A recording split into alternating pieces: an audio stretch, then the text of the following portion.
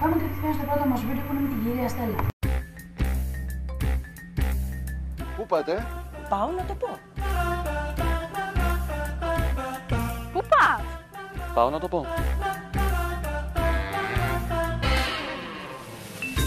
Πού πάτε? Πάω να το πω.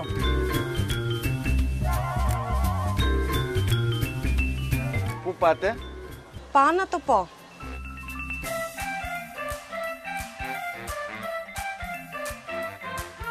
Πες το στην κυρία Στέλλα. Καθημερινά μαζί σας.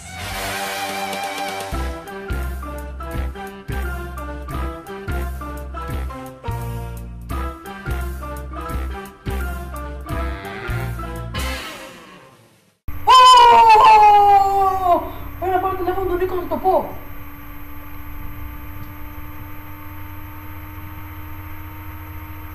Έλα Νίκο! Έχεις το καινούργιο βίντεο της κυρίας Στέλλας!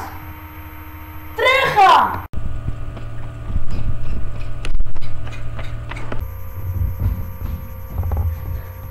Έλα ρε, τι έγινε? Πρέπει να δεις το βίντεο της κυρίας Στέλλας, όπου μας διαφημίζει την εκπομπή της. Πάμε να δούμε πώς ξεκινάει το βίντεο. Το βίντεο ξεκινάει με μια κοπέλα που πάει στα κτέλ. Έχουμε μπει όλοι σε κτέλ. Ξέρουμε πώς είναι. Σας έχει ρωτήσει ο οδηγός ποτέ πού πάτε? Πού πάτε? Πάω να το πω. Το δεύτερο βίντεο μας είναι αυτό, το οποίο έχουν πέσει πάνω σε μια κοπέλα 4 δημοσιογράφοι και τη ρωτάνε διάφορα. Το θέμα είναι ποια είναι η ερώτηση και τι απαντάει.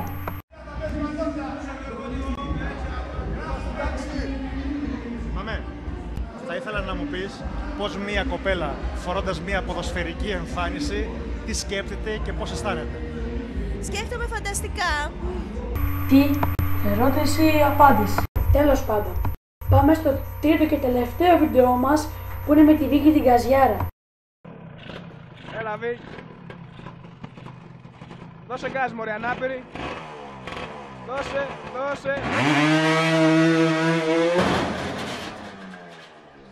Δώσε γκάζ μωρέ ανάπηρη! Και πάει και στο κάρι άλλη, τόσο χαζίνα.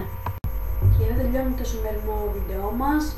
Αν σας άρεσε πατήστε subscribe, like, follow, bye.